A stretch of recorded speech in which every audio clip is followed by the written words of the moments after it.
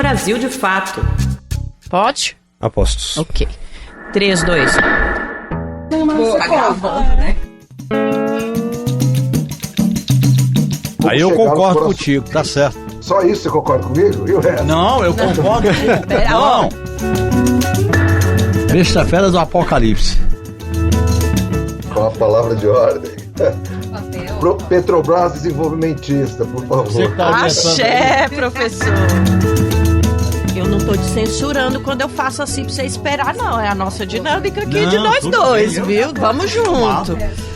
Já tô acostumado com censura, né, Genuíno? Não.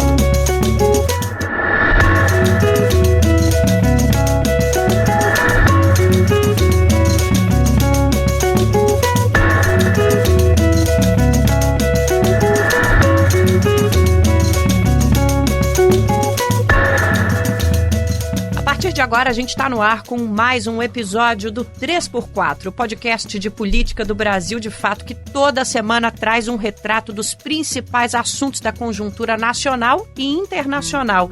Eu sou a Nara Lacerda, hoje eu estou acompanhada pelo jornalista e editor do Brasil de Fato, Nicolau Soares, que mais uma vez substitui o nosso apresentador Igor Carvalho, que está com dengue. Inclusive, a gente ressalta mais uma vez aqui no 3x4 a necessidade de cuidados com a dengue. O Brasil ainda está com a epidemia ativa, embora quase todas as nossas unidades da federação estejam com tendência de queda ou estabilidade. A notícia é boa, mas o cuidado permanece. Então vou falar com o Nicolau, que está aqui gentilmente substituindo o Igor. Obrigada por estar conosco mais uma vez, Nico. Oi, Nara, oi, pessoal. Precisando só chamar e melhoras pro Igor. Também compondo a nossa bancada, nosso querido comentarista, deputado constituinte, figura política histórica deste país, ex-presidente do PT, companheiro José Genuíno, tudo bom? Tudo bem, tô saindo da dengue também. Saindo da dengue. Semana passada esteve conosco aqui ainda se recuperando. Hoje voltou até com a voz diferente, já tá bem melhor, viu? Vamos nessa, né? A doença é difícil de superar, mas a gente com cuidado e atendimento dá tudo certo. Viva o SUS nesse sentido, né, Genuíno? Bom, Nico, vamos falar sobre o tema desse episódio? Nara, nesse episódio o 3x4 volta a falar da situação do Rio Grande do Sul, onde uma tragédia humanitária sem precedentes continua a impactar o estado. Dados da Defesa Civil dão conta de mais de 2 milhões de pessoas atingidas e 450 municípios enfrentam consequências das enchentes e das inundações. Situação bem difícil. Se já não fosse o pior desastre ambiental e humanitário da história do Estado, a gente ainda tem a disseminação das fake news, um artifício adotado pela extrema-direita para polemizar e, com isso, lucrar com o drama vivido pela população gaúcha. Nesse cenário, a avalanche de notícias falsas nas redes sociais não só prejudica o socorro à população atingida, mas se configura como um crime mesmo contra a honra de autoridades e instituições públicas. Chegou no Supremo Tribunal Federal essa situação. O Supremo instaurou um inquérito para investigar postagens feitas por influenciadores e influenciadoras de direita, inclusive parlamentares, como o deputado Eduardo Bolsonaro, do PL, o senador Cleitinho, do Republicanos, e o tal do Pablo Marçal, que é um influenciador que tem sido, enfim, com figurinha constante na propagação de fake news no Brasil. Bom, e para esclarecer esses impactos dos conteúdos mentirosos nesse enfrentamento da tragédia vivida pelo Rio Grande do Sul e os interesses também da extrema-direita nesse contexto, a gente vai conversar com o João Feres Júnior, professor de Ciência Política da UERJ, coordenador do Grupo de Estudos Multidisciplinares da Ação Afirmativa e diretor científico do Monitor do Debate Público. Professor, bem-vindo ao 3x4 e muito obrigada por estar aqui conosco. Obrigado, Dara. Obrigado, Nicolau, pelo convite. Também gostaria de falar o prazer de participar da mesa junto com o Zé Genuíno, figura tão importante da história política do nosso país. Muito contente com isso. Muito obrigado, professor. Vamos lá, então. Eu que agradeço. Professor, nesses últimos dias a gente tem acompanhado essa tentativa da extrema-direita de influenciar a narrativa da situação enfrentada pelo Rio Grande do Sul. Como é que a gente pode ver essa tentativa de influência nesse debate sobre uma crise tão gigantesca? O que é que essa gente ganha usando mentiras num contexto tão dramático, professor? Então, Nara, uma das coisas que a gente produz no meu grupo de pesquisa é um monitor sobre o debate político nas redes, né? E a gente vê isso semana após semana. O que a extrema-direita faz, essa é uma estratégia que eles adotam constantemente. Eles sempre escolhem um assunto que está candente no momento, assim, é seletivo, e pegam aquele assunto para explorar. Então, no caso, eles pegaram, esse assunto é um assunto inevitável, devido à sua gravidade. Então, assim, eles de maneira alguma iriam deixar passar isso. A despeito da derrota eleitoral do Bolsonaro, o esquema comunicacional do Bolsonaro, que ele tinha ainda quando estava na presidência, sobreviveu, né? Não sobreviveu intacto, mas parte dele, uma parte considerável, sobreviveu. E o que eles fazem? Sobrevive de que maneira? Criando assuntos e narrativas para continuar essa guerra cultural contra... Agora não é só contra a esquerda propriamente, mas contra o governo, na verdade. Então, assim, esse é um padrão do bolsonarismo, cá entre nós a gente viu, e quando eles eram governo ainda já faziam isso. Veja na maneira como lidaram com a vacina e com a pandemia da Covid-19. Então, o fato da exploração de uma calamidade, de uma catástrofe, inclusive com altíssimo preço para vidas humanas, para patrimônio, para tudo, é uma coisa que já fizeram de monte, entendeu? Eu não estou nada surpreso. Agora, eles exploram todo tipo de coisa, né? Todo tipo de assunto. Tem uma vasta gama de assuntos que pode ser que já exploraram, né? Uhum. Desde show da Madonna até eleição da Argentina. Assim, é só você dar uma olhada, seguindo um pouco a agenda pública, vamos dizer, os assuntos mais discutidos, que você vê que tem essa seletividade, né? Entendi. Agora, a gente não sabe exatamente como isso é coordenado, como isso é feito. Quer dizer, sabe um pouco. Você tocou num assunto aqui que eu gostaria de chamar a atenção, porque mostra consistentemente nos nossos estudos que, assim, a mim me parece que quando o governo Bolsonaro estava funcionando, de fato, o executivo empregava muita gente, né, dentro dos quadros do executivo, que fazia criação de conteúdo e trabalhava na internet. Eu chamo isso, assim, informalmente de gabinete do ódio, né? Não fui eu que inventou o termo, mas eu estou descrevendo como gabinete do ódio toda essa rede que, a partir do executivo, fazia esse gerenciamento da guerra cultural bolsonarista. Só que agora, como perdeu o executivo, me parece que o papel dos deputados federais é importantíssimo. E quando a gente olha, por exemplo, nos temas semana após semana, né, você vê que pessoas como Carla Zambelli, Bia Kicis, Eduardo Bolsonaro sempre estão liderando os rankings, né, de postagens e de interações. Então, assim, o gabinete do ódio agora sobrevive com uma grande ajuda dos gabinetes, assim, sem brincadeira, sem querer fazer trocadilho, dos gabinetes dos deputados bolsonaristas. Né? É uma coalizão de gabinetes aí. Professor, aproveitando o Monitor do Debate Público, né, a pesquisa que vocês fazem, e o Boletim Política nas Redes, vocês fizeram uma pesquisa específica sobre a situação do Rio Grande do Sul, né? O que essa pesquisa mostrou? Quais são os resultados ali nesse sentido? No Política nas Redes, a gente acabou de lançar um relatório que é um levantamento sobre o impacto no Facebook e no Instagram da visita do Lula ao Rio Grande do Sul. Depois de sobrevoar as áreas afetadas pelas enchentes no Rio Grande do Sul, o presidente da República deu uma entrevista coletiva longa junto com seus ministros e com os presidentes da Câmara e do Senado. Lula disse que não haverá impedimento para a recuperação do Estado e que o Ministério dos Transportes de Renan Filho vai ajudar na reconstrução das estradas. Então, a gente pegou o período, que é um pouco o período inicial da crise, né? Uhum. De 30 de abril até 6 de maio. A gente viu uma coisa interessante, porque, assim, o Política na Rede tem mostrado um grande domínio da direita nessa guerra cultural que eu falei para vocês. Então, toda vez que pinta um tópico quente, eles vão lá, agendam nas redes sociais, põem um monte de posts, fazem um monte de interação e geralmente ganham da esquerda. Só que dessa vez, na visita do Lula só, na cobertura da visita do Lula nas redes, no Instagram, vamos dizer que houve, assim, uma ligeira vantagem da esquerda. Até esse momento, né? Que aqui a gente já tem uns quase 10 dias. Tem que ver agora esse outro período que aconteceu. Uhum. Mas eu diria o seguinte, essa ligeira vantagem se deve em grande medida ao enorme sucesso que as postagens do próprio Lula tiveram. Dependeram muito de um certo ativismo na rede do próprio Lula, que aí ele tem muito seguidor, as pessoas interagem muito e tal. É claro que quando você olha no ranking, por exemplo, das postagens que mais tiveram interações nesse período, tem o Lula, em segundo vem a Glaze, em terceiro já vem a Bia Kicis, quarto vem Paulo Pimenta. Então, assim, outros petistas também conseguiram pouco surfar nisso, mas capitaneados pelo Lula. O Lula teve mais do dobro do segundo lugar, para você ter uma ideia. Que poder que essa figura tem, hein? Todas as vezes que a gente conversa sobre isso, a gente pensa nesse poder de influência do presidente Lula. Realmente é uma figura histórica. Certamente, não. O Lula tem um poder comunicativo muito forte, né?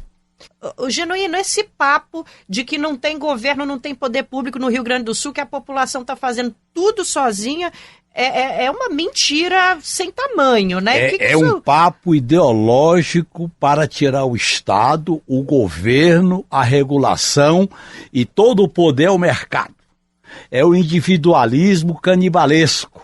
Aliás, professor, essa ideia dos cavaleiros do apocalipse, que é a fake news, as privatizações, o desmonte, essa besta fera que campeia o mundo, começou na Itália. O livro Engenheiros do Caos são os engenheiros que produzem a mentira, a negação, como concepção ideológica para afastar o poder público, para afastar as instituições democráticas e jogar na violência como um valor em si mesmo.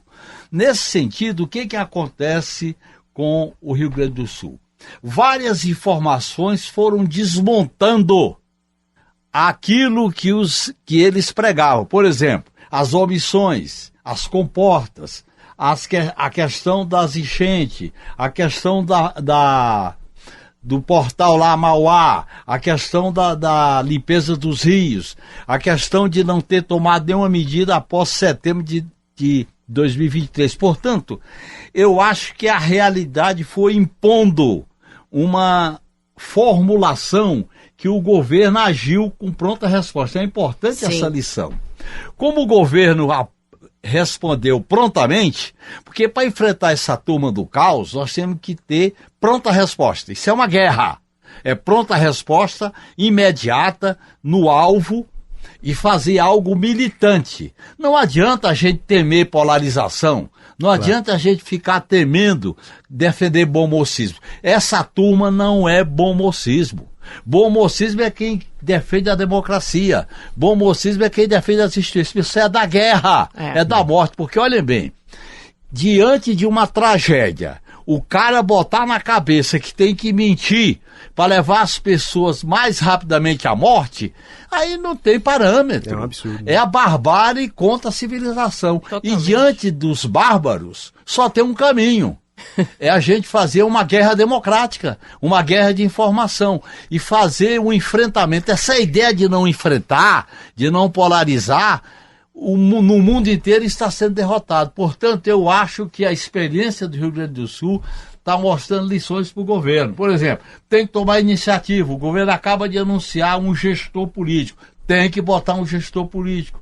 Tem que anunciar as medidas. Se ficar fazendo média com essa turma, eles cortam, eles aprofundam e há uma disputa política ideológica. Esse pessoal, não é da técnica, esse pessoal é da grana, é da barbárie, é do desastre, é do anti-humanismo. Nós temos que compreender que são os novos inimigos, como foi o nazismo, como foi o fascismo, e considerados como inimigos que têm que ser destruídos. Aí eu pergunto, cadê o Ministério Público? Cadê a Polícia Federal? Cadê o Supremo Tribunal Federal? Tem que agir imediatamente. Abre processo contra essa turma. Não dá pra gente ser conivente com esse pessoal em nome da liberdade de expressão. Isso é a liberdade para matar. Professor, que prejuízo esse tipo de desinformação traz num momento tão difícil? Dizer que a ausência do governo numa situação de calamidade, que a população está sozinha, o que isso pode trazer de prejuízo? Bom, é claro que assim, vou começar já concordando que é realmente a barbárie, assim, é um tipo de posição política, um tipo de prática que é inaceitável no contexto democrático. Então, é algo que tem que ser realmente repelido com todas as forças. Agora, a questão é assim, como a gente vai fazer isso? Me parece que assim, tem dois caminhos, na verdade.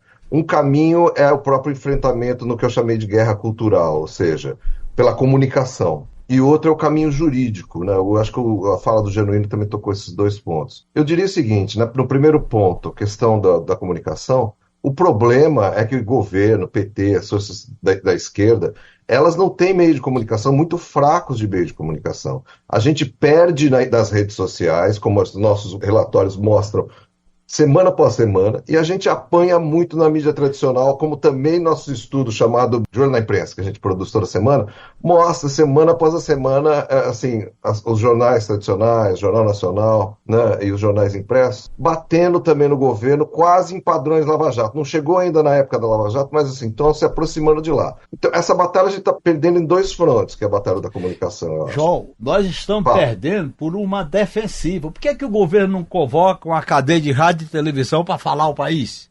Esse defensismo, esse bom mocismo nos levará à defensiva e à derrota. Mas cadeia de rádio e televisão é uma coisa que você faz uma hora só, é um episódio, entendeu? Essa batalha é uma batalha cotidiana, eles estão postando essas coisas e fazendo essas campanhas de desinformação constantemente. Então, assim, primeiro a gente precisa arrumar a mídia. A gente é uma força política sem mídia.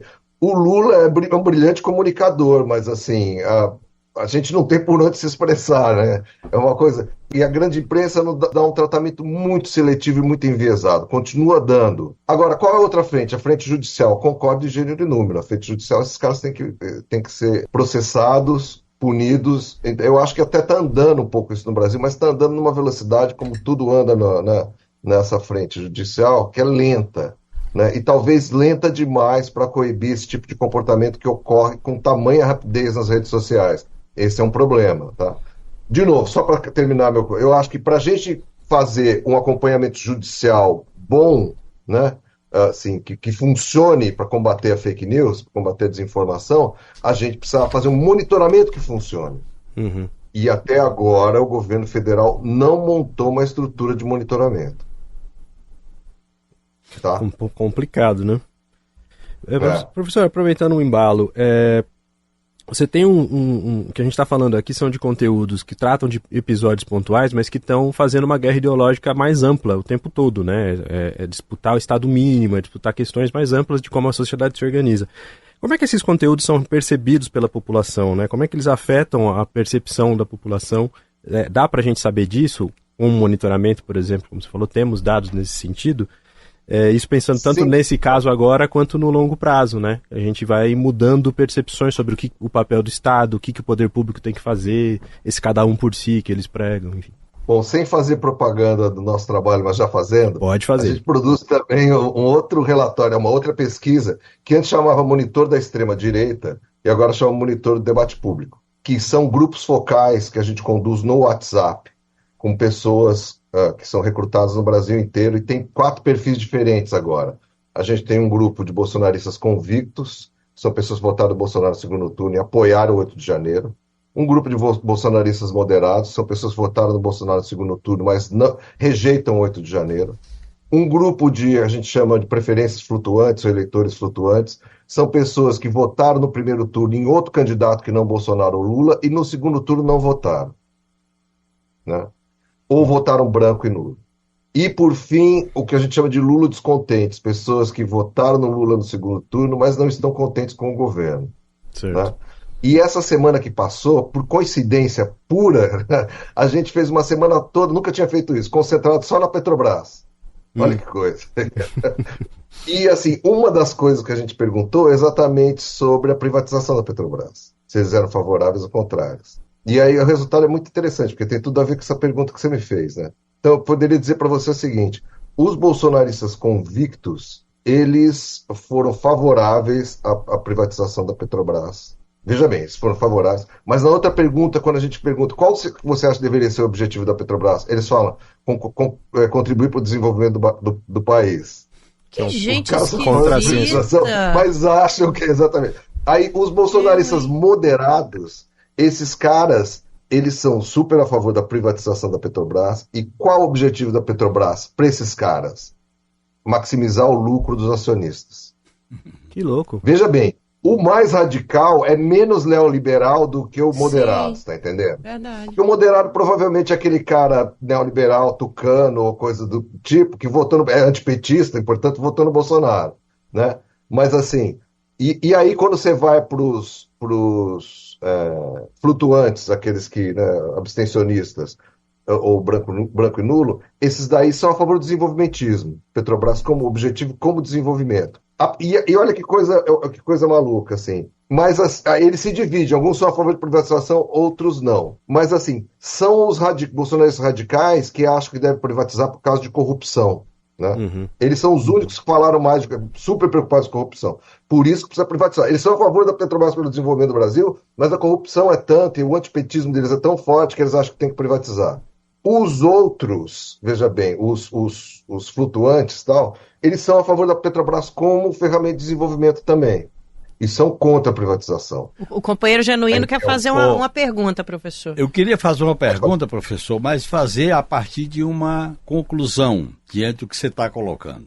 Numa sociedade dominada pela ideologia do mercado, do lucro, da iniciativa privada e da barbárie, o senso comum leva essas pessoas a ir para o caminho mais fácil, o caminho do ódio, do individualismo, do salve quem puder.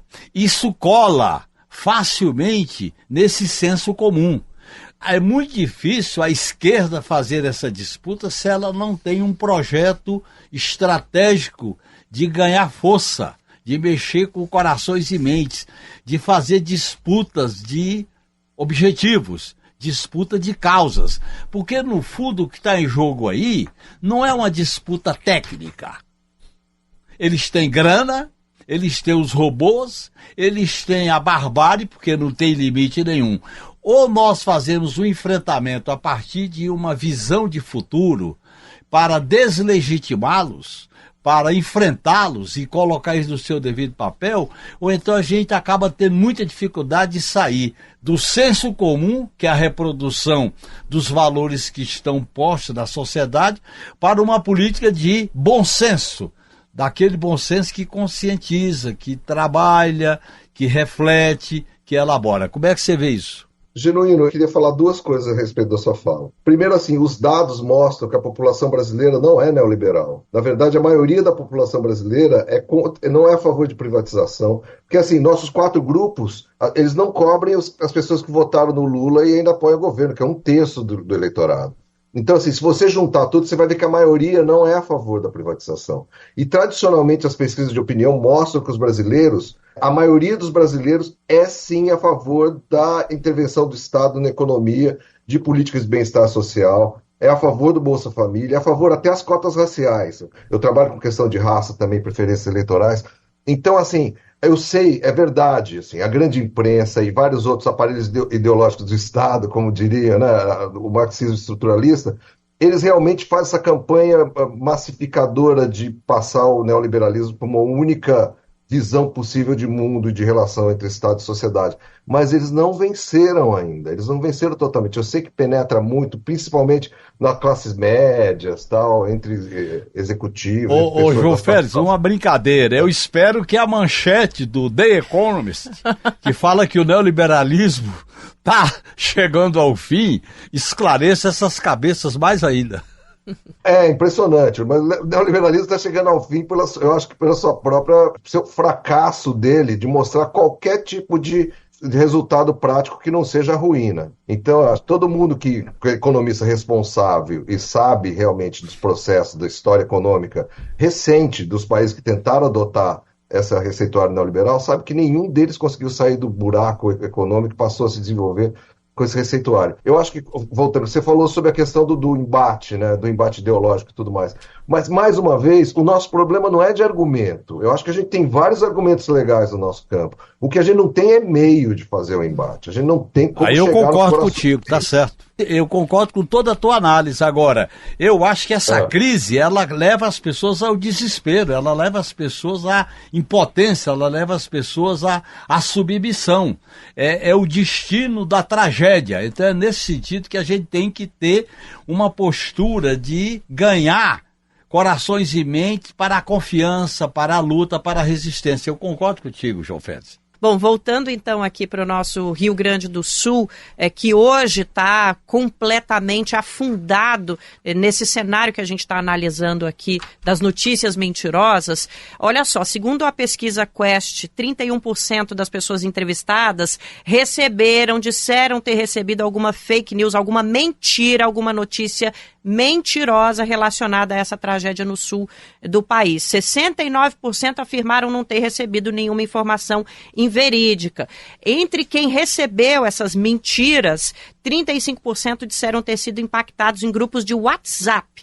69% esses 69% aí que dizem que não receberam, pode ter sido enganado também, né, gente? Porque a gente sabe que a gente tem uma dificuldade na população de identificar essas mentiras, né? E que isso também passa por um processo educativo. Agora, professor, conversando com o senhor aqui agora sobre essa mentirada relacionada ao Rio Grande do Sul, nesse contexto, o que o governo deveria fazer, a gente está conversando muito aqui na subjetividade, mas efetivamente, objetivamente, para combater esse cenário de agora? Dá para a gente ter uma receita mínima, assim, uma equação mínima para isso? Eu acho que devia montar uma força-tarefa no Ministério da Justiça, pelo menos. Perfeito, a força-tarefa. Em conjunto com a SECOM, para fazer o monitoramento, identificar os culpados o mais rapidamente possível e puni-los, né? Ou começar a processá-los, né? Porque, assim, não adianta, é crime. Vai fazer contra pessoas que estão deliberadamente cometendo um crime, na verdade? Assim... O fato de ser mentira ou não, a mentira, nesse caso é uma mentira, o crime está em mentir, induzir, na verdade, a um dano enorme, né? Um dano social e econômico enorme. Mas a questão é que é crime e você precisa parar. É dever do Estado parar. Quando ele é notificado de um crime, ele a tomar ações para parar o crime, né, de ser cometido. Professor, eu queria acrescentar a essa tua sugestão, concordando com ela. Eu acho que esse gabinete de ação imediata, uma espécie de gabinete de pronta resposta, funcionando 24 horas, de maneira transversal, Ministério da Justiça, Polícia Federal, SECOM, essa nova autoridade que o governo indicou para o Rio Grande do Sul, criar um gabinete de crise.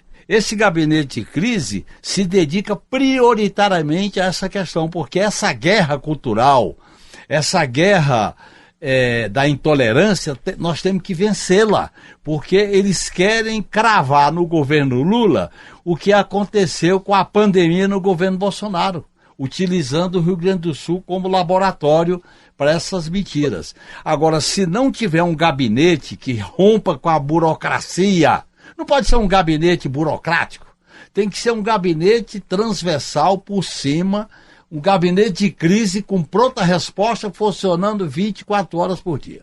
A gente vai agora para um rápido intervalo, mas segura esse assunto na sua cabeça, você que está nos ouvindo, porque na volta a gente tem uma participação especial para falar justamente sobre a atuação do governo. Vocês gostam do 3x4 e dos conteúdos produzidos pelo Brasil de Fato? Então ajuda a gente a continuar fazendo jornalismo independente e a contar o que a mídia comercial não conta. Acesse apoia.se/Brasil de Fato e apoie a comunicação popular. Quem apoia o BDF leva lembrança, não dá para ficar de fora. E lembre-se, se você tem algo a dizer sobre o 3x4, dicas, sugestões, compartilha conosco. Deixa o seu recado no Spotify, logo debaixo da descrição desse episódio. E as nossas redes sociais também estão abertas para você.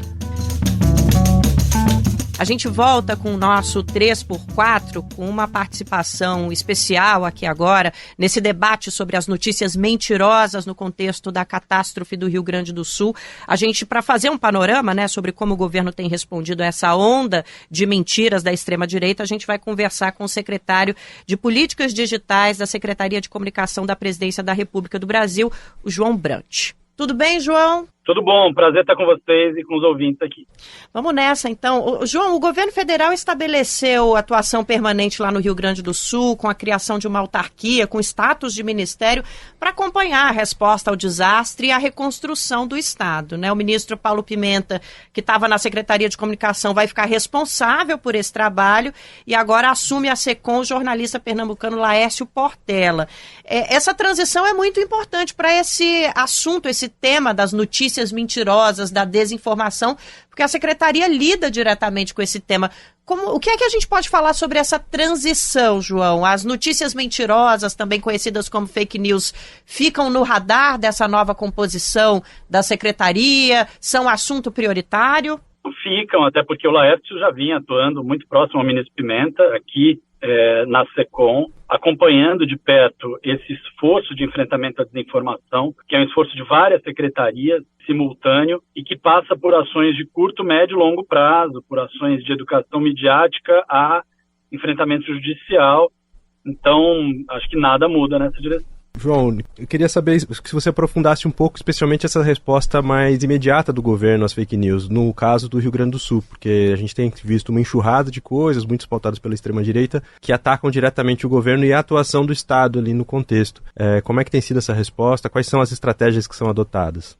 Olha, a primeira questão é a gente conseguir entender o tamanho do problema. Isso significa também não só entender quais são as mensagens que estão sendo muito disseminadas, mas qual o impacto disso tudo. Sim. Porque, de certa maneira, o que nos preocupa é aquele impacto que atrapalha a ação do poder público, e nós estamos falando do governo federal, estadual, de quem quer que seja, na promoção da solução para o desastre, para as enchentes ali. Então, toda vez, uma coisa é desinformação em termos de opinião política, isso aí, mesmo que a desinformação se confunda com opinião, isso não nos interessa. Outra coisa é o conjunto de esforços articulados, organizados, coordenados, com interesses políticos e financeiros, para desestruturar a capacidade de resposta ou a minar a confiança da população na ação do poder público. Isso tem impacto. Isso, muitas vezes, inclusive, pode ser caracterizado como crime no artigo 257 do Código Penal. Então, você precisa atuar nessa direção. O governo tem buscado, em parceria com a AGU, entrar com as questões, seja pedido de direito de resposta, seja de remoção, seja de outras ações em relação a alguns atores mais chave, disseminadores de desinformação, mas sempre que essa desinformação se caracterize dessa forma, ou por um dano à ação pública, ou, inclusive, e algumas vezes como crime. Nesse sentido, o que é caracterizado como crime aí é encaminhado para a Polícia Federal. Mas, de novo, nossa preocupação não é ficar controlando o debate público, é garantir a diversidade de visões, de opiniões sobre o que está acontecendo, mas dentro de uma condição que não afete a capacidade do Estado responder ao problema na dimensão que ele tem. Obrigada, João. Nós estamos aqui no nosso podcast já conversando sobre esse tema com o professor também, João, e com José Genuíno, e os dois estão trazendo muito essa necessidade, e certamente vão trazer no segundo bloco também, de uma atuação muito consistente do governo em combate às notícias mentirosas, né? Comitê, né? Um grupo formado e que realmente responda essa enxurrada, né? Essa guerra de notícias mentirosas que já faz parte da política brasileira desde 2018, infelizmente. Agora, nesse caso específico do Rio Grande do Sul, falar um pouco não das ações que o governo está trazendo, né, que você já trouxe para a gente, mas no dia a dia, isso está atrapalhando a gestão do governo dessa crise, está causando transtornos para a resposta do governo federal lá no Rio Grande do Sul, ou a gente pode avaliar que o governo está dando conta de navegar e responder à crise que está acontecendo lá no Estado, mesmo em meio a essa mentirada que a gente está notando aí, inclusive na mídia comercial, né, João? Acho que as duas coisas. Acho que atrapalha, porque atrapalha, se você pensar na confiança que a população precisa ter em quem vai responder e enfrentar o problema, ou em que a doação dela vai ser, de fato, vai chegar. Se você acredita numa fake news de que as doações estão sendo destruídas, evidentemente que você corre o risco de bloquear e parar, inibir as doações. Se você acredita que o Exército não está fazendo nada, que a ação que ele tem está prejudicando determinados atores, você vai reagir não de uma forma colaborativa, e acho que é muito importante dizer que a população tem sido muito colaborativa, quer dizer, o espírito geral de solidariedade e colaboração é o que precisa prevalecer. Se o ambiente passa a estar contaminado por um ambiente de disputa política e de cisão, né, no fundo, gerar uma cisânia, isso vai afetar, inclusive, a capacidade, o impacto positivo que as ações cidadãs estão tendo. Então, o que a gente precisa pensar é como é que a gente fortalece a ideia, o Brasil está unido em torno do Rio Grande do Sul. É nessa direção e é nisso que a gente precisa apostar. É uma união que envolve poder público, envolve setor privado envolve cidadãos. Então não tem por que a gente entrar numa disputa como se um grupo estivesse atuando em detrimento do outro. E para isso, quer dizer, quando você faz isso de forma propositada, organizada, você está, sim, diminuindo a capacidade, o impacto positivo das respostas que o poder público tem dado. Ao mesmo tempo, acho que sim, acho que está evidente que o volume de recursos, de pessoal, de ações que o governo federal tem empreendido, eles sinalizam o tamanho do compromisso do governo com a reconstrução do Estado. E, na verdade, com o enfrentamento à tragédia em tempo real e depois com o processo de reconstrução.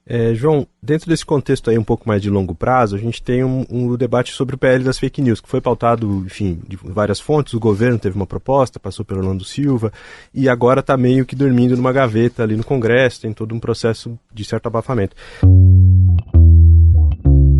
O presidente da Câmara dos Deputados, Arthur Lira, ainda não oficializou o grupo de trabalho que vai formular uma nova proposta do projeto de lei das fake news.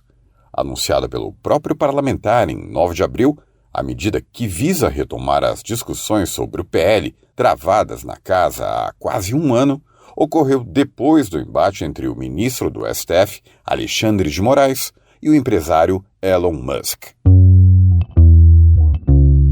Você acha que esse contexto atual, com todas essas fake news, as pessoas tendo percepção do impacto disso, pode fazer esse tema voltar? O governo tem interesse de colocar peso no Congresso, fazer essa disputa de forma mais intensa no Congresso? E se essa discussão do PL e tanto desse processo pode pautar novos caminhos nessa discussão sobre redes sociais, os limites de atuação e tudo mais? Eu acho que a discussão do PL de fake news, ela está viva ali desde 2020, quando o PL foi apresentado e depois rapidamente aprovado no Senado. Ela passa por visões e diferenças que, em certa medida, são diferenças de ponto de vista, mesmo ideológicos, e às vezes são diferenças que estão sendo maximizadas por, eu diria, atores maliciosos. Né? Basicamente, o que está se defendendo ali é que o que é crime offline seja tratado como crime online, que as plataformas tenham maior responsabilidade. Portanto, não há nenhuma afetação ao direito à liberdade de expressão, mas isso foi, de certa maneira, incorporado como instrumento de luta política da extrema-direita. Sim. Então, isso tudo contamina o debate. O governo segue interessado na agenda e segue interessado em botar a bola no chão, no sentido de que não tem essa contaminação ideológica tão forte. Se este é um momento bom ou não para fazer isso nesse contexto, acho que a gente tem que esperar um pouquinho e acompanhar como é que vai ser o saldo dessa primeira fase de atuação no Rio Grande do Sul. Não nos interessa também entrar num processo em que a conversa está completamente tomada por um enviesamento ideológico. Mas a gente precisa ter clareza de que o Brasil não pode sustentar muito tempo sem uma regulamentação desse processo de moderação de conteúdo das redes. Porque sem isso você fica à mercê de decisões imediatistas de juízes, você fica à mercê da vontade política das próprias plataformas, de ações e efeitos singulares e pontuais do próprio Poder Executivo. Acho que isso não interessa a ninguém. Então, quanto mais a gente conseguir chegar num marco que represente um pensamento médio daquele parlamentar interessado em enfrentar o problema, né? Não aqueles que têm, ao contrário, o interesse em manter o problema vivo. Acho que o Brasil vai bem se for nessa direção. E a gente agora, nesse momento, está discutindo fake news, notícias mentirosas aqui, mas a gente tem vidas para salvar. Faz todo sentido esse caminho. Obrigada pelo esclarecimento. A gente conversou com João Brant, secretário de Políticas Digitais da Secretaria de Comunicação da Presidência da República do Brasil, aqui no 3x4. E vamos voltar agora a falar com o professor João Feres Júnior e com o nosso querido companheiro José Genuíno. Obrigada, viu, João? Valeu por estar aqui conosco. Obrigado. Um abraço para vocês e para os ouvintes. Tchau, tchau.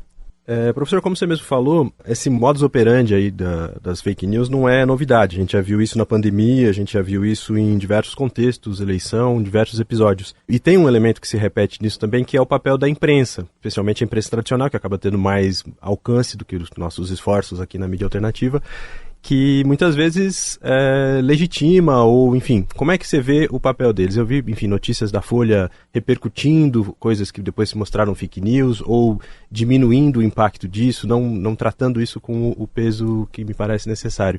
Como é que você avalia o papel do jornalismo tradicional nesse contexto? Olha, o jornalismo tradicional, na verdade, ele até pouco tempo atrás defendia a liberdade de expressão como se fosse um bem máximo da civilização humana, né? Eu acho assim, que é um argumento extremamente capcioso para quem entende um pouquinho de direito minimamente. Ou seja, o direito de expressão no constitucionalismo liberal é um dos direitos básicos, vamos dizer assim. No entanto, eu acho que é só a tradição dos Estados Unidos que, devido à maneira como a tradição constitucional americana interpreta a primeira emenda, é que eles acham que o direito de expressão é acima dos outros direitos básicos. As outras tradições não têm isso, né? E todo mundo que estuda um pouco de direito constitucional sabe que você, para ter uma Constituição de fato que funcione, você precisa levar em consideração os direitos básicos como mutuamente limitantes, entendeu? Então, por exemplo, nenhum direito é absoluto. O direito de propriedade não é absoluto, o direito de ir e vir não é absoluto, entendeu? O direito de crença também não é absoluto. Então, todos eles, claro, quando a crença ultrapassa, na verdade, a sua própria consciência e se torna uma coisa institucionalizada, isso quero dizer. Então, todos eles têm limitações, assim como o direito de expressão. E a limitação do direito de expressão parece ser claramente quando a expressão, né, chamada livre, causa dano às outras pessoas. Então, quando a expressão causa dano, é necessário que você, de fato, limite ele também, regule ele também. Então, os grandes meios de comunicação faziam essa pregação porque quando eles tinham um monopólio da comunicação. Claro, porque eles queriam falar o que quisessem, sem ter regulação nenhuma. Verdade. O Brasil é um dos países menos regulados do mundo capitalista liberal, hein?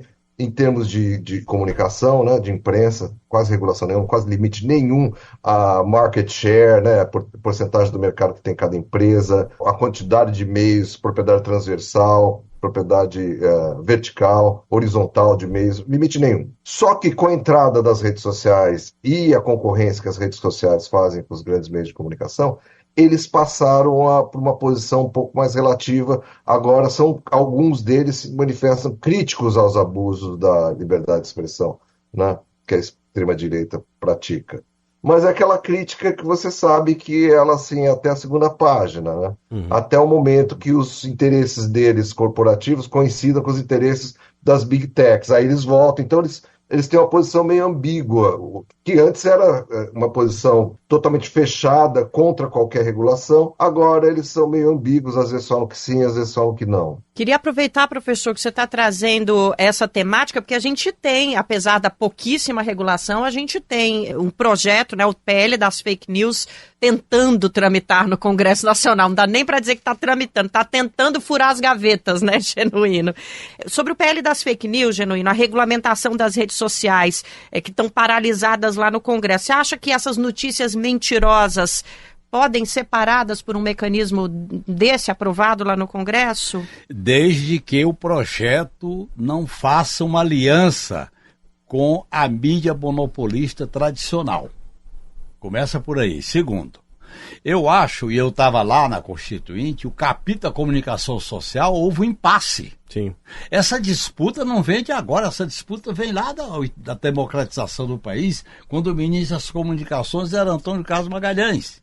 Olha e fizeram a verdadeira Saudoso. Reforma agrária no ar. Fizeram o controle das terras no ar. Então, eu acho que o problema todo é o seguinte: a esquerda tem que enfrentar esse debate separando o direito à informação da iniciativa privada que investe da exploração econômica desse direito. A informação é um direito da cidadania, não é propriedade do mercado nem do Estado. Como é uma condição para exercer a cidadania, essa condição se baseia na liberdade. E a liberdade não é para negar a liberdade é para radicalizar a ideia da livre escolha da cidadania. Esse debate é um debate fundamental que a gente tem dificuldade de enfrentar. Porque a informação é uma pré-condição para exercer essa cidadania? Se é pré-condição, ela não é propriedade de mercado nem do Estado. Vamos democratizá-la no nível máximo. E a partir daí, estabelecer regramento e punição quando ela ameaçar outro direito. Isso que o professor colocou é correto.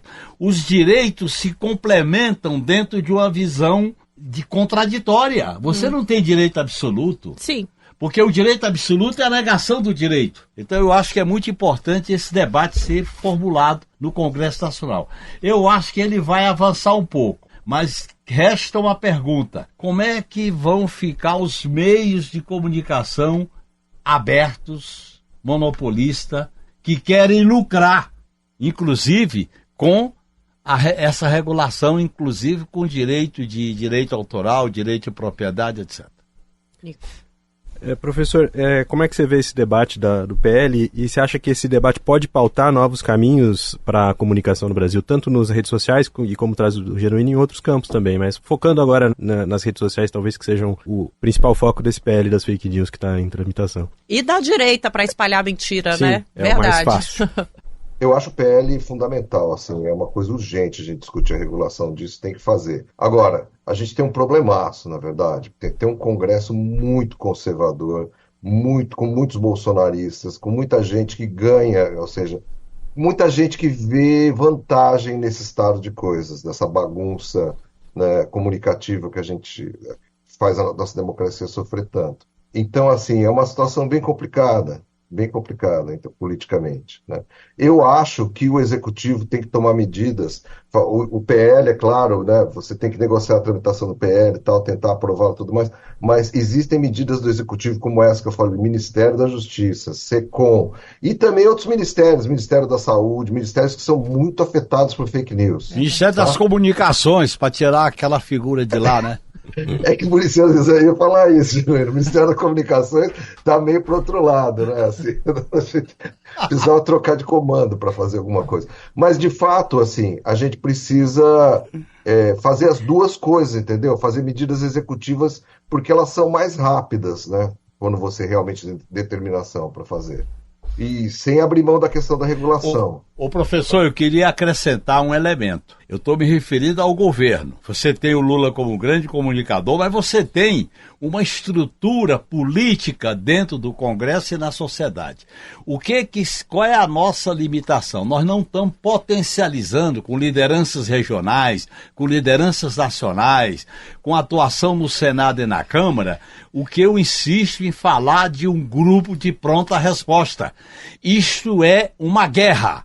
Numa guerra você tem que ter pronta resposta, ação imediata e alvo. Eu acho que a gente está muito descoordenado nessa ideia da pronta resposta no momento certo.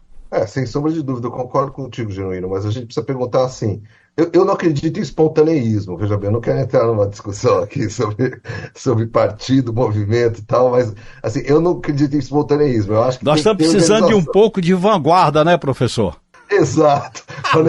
Não entrar na velha discussão do leninismo, mas a gente precisa de uma ação, entendeu? Precisa de alguém que pegue as rédeas e faça as coisas. Assim, e não adianta ficar esperando, eu acho. Por isso que eu falei que o Executivo tinha que ter algum tipo de... Porque o Executivo já é organizado burocraticamente, você entende? É mais fácil fazer isso. Essa rede aí, com muitas cabeças, é uma coisa mais difícil de se organizar. Ainda mais porque, assim, é mais fácil você, desculpa a expressão, eu não sei se eu posso falar, jogar merda no ventilador como a direita faz, de uma maneira centralizada, do que você fazer uma defesa de ideais. Que você limpar depois, né? Exatamente. Você precisa fazer de uma maneira organizada. Se você fizer desorganizado, não fica legal o serviço, entendeu? Sim. Ou seja, porque o universo é entrópico, na verdade. Então, produzir entropia é muito mais fácil do que produzir ordem. Sem dúvida. E, aliás, excelente reflexão do Genuíno e do professor para finalizar esse nosso debate. E a gente vai passar agora para as nossas conversas aqui sobre arte, sobre cultura, mas já agradecendo por todo esse debate. Vamos falar de arte, vamos falar de cultura, sempre ajuda a gente a sair um pouquinho mais leve.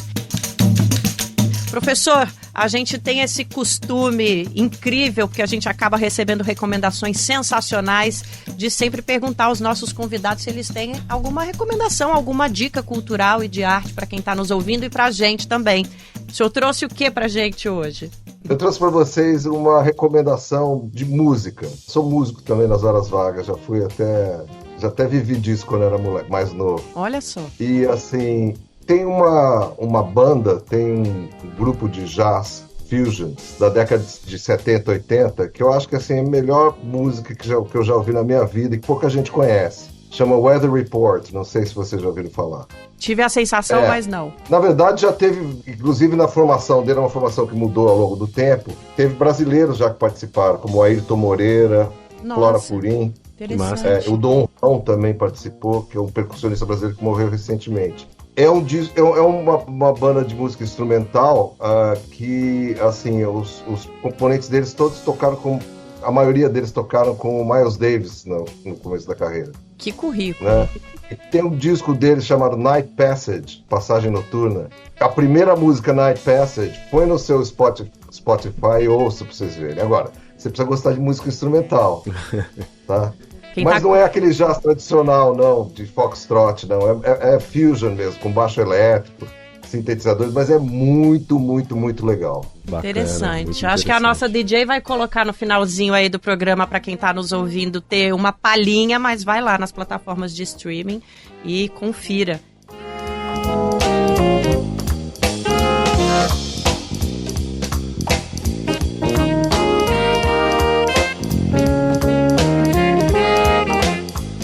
E você, meu querido companheiro? Olha, tem um livro muito importante para a gente discutir a crise climática e o futuro da humanidade. A Terra Inabitada. É muito interessante porque coloca os dilemas que a ordem capitalista mundial está colocando para o futuro da humanidade. Por isso que o título A Terra Inabitada é uma contribuição importante para esse debate sobre os novos paradigmas, os novos parâmetros de como se relacionar com a natureza, com o clima, com as características de cada região do planeta. Eu acho que é uma contribuição importante que eu trago aqui para o nosso podcast. Perfeito, companheiro. Muito obrigada pela contribuição. Não só essa, toda a contribuição de sempre aqui no nosso podcast e pela sua participação hoje aqui também. Muito obrigado. Professor João, obrigada, viu, pelo debate e pela disponibilidade de estar conosco para falar desse assunto importantíssimo para o nosso país e para o mundo todo neste momento. Eu que agradeço, assim, pode contar comigo para participar de outros, foi muito legal. Adorei conversar com vocês, a presença do Genuíno aqui, muito bom. Maravilha. É isso.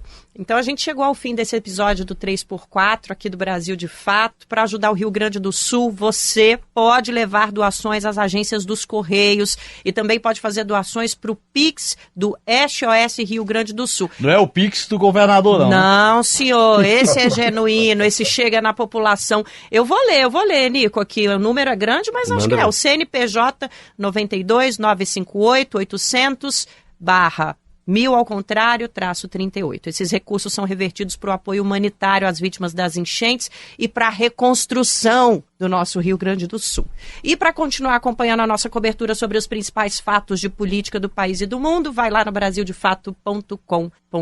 O 3x4 é apresentado por mim, Nara Lacerda, pelo meu colega de redação Nicolau Soares, a direção é de Muniz e Ravena, nossos comentaristas são João Pedro Stedley e José Genuíno. A produção e o roteiro são de Letícia Holanda. Trilha sonora original, Alejandra Luciani, edição e sonorização, Lua Gattinone, nosso cinegrafista é o Vitor Shimomura, identidade visual, Nazura Santos, e no Brasil de Fato a coordenação de rádio e TV é da Muniz e Ravena e a direção de jornalismo é de Nina Fidelis.